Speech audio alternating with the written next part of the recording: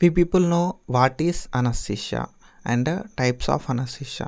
మనకి అనస్థీషియా అంటే ఏంది తెలుసు, అండ్ టైప్స్ ఆఫ్ అనస్థీషియా అంటే ఏంది కూడా తెలుసు. But these anaesthesia and types of anaesthesia అనేవి చాలా ఫ్యాక్టర్స్ మీద డిపెండ్ అయి ఉంటాయి.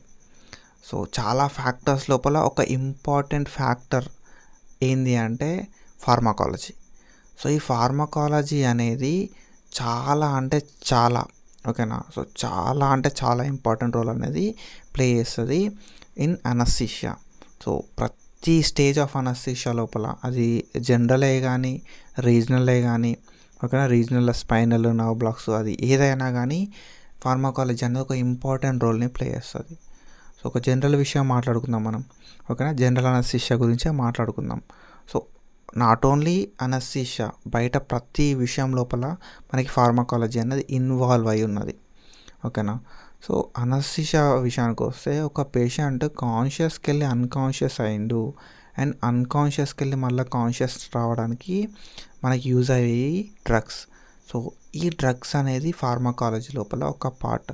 మనం యూజ్ చేసే ప్రతి డ్రగ్ అండ్ మనం యూజ్ చేసే ప్రతి మెడిసిన్ కూడా ఫార్మకాలజీ లోపల ఒక పార్టే.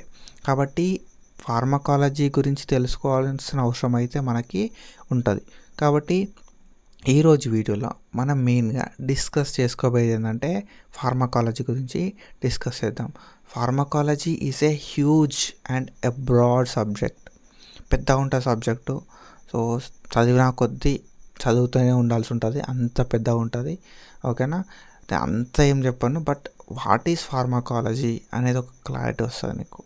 ఫార్మకాలజీ అంటే ఏంది, ఫార్మకాలజీ లోపల ఎన్ని డివిజన్స్ ఉంటాయి, అండ్ దాంతోపాటుగా అనస్థీషియా లోపల ఫార్మకాలజీ మనం ఎక్కడెక్కడ యూజ్ చేస్తాం, అండ్ ఇంపార్టెన్స్ ఆఫ్ ఫార్మకాలజీ ఏంది అనస్థీషియా పరంగా అని చెప్పి మనం అయితే డీటెయిల్గా డిస్కస్ చేస్తాం.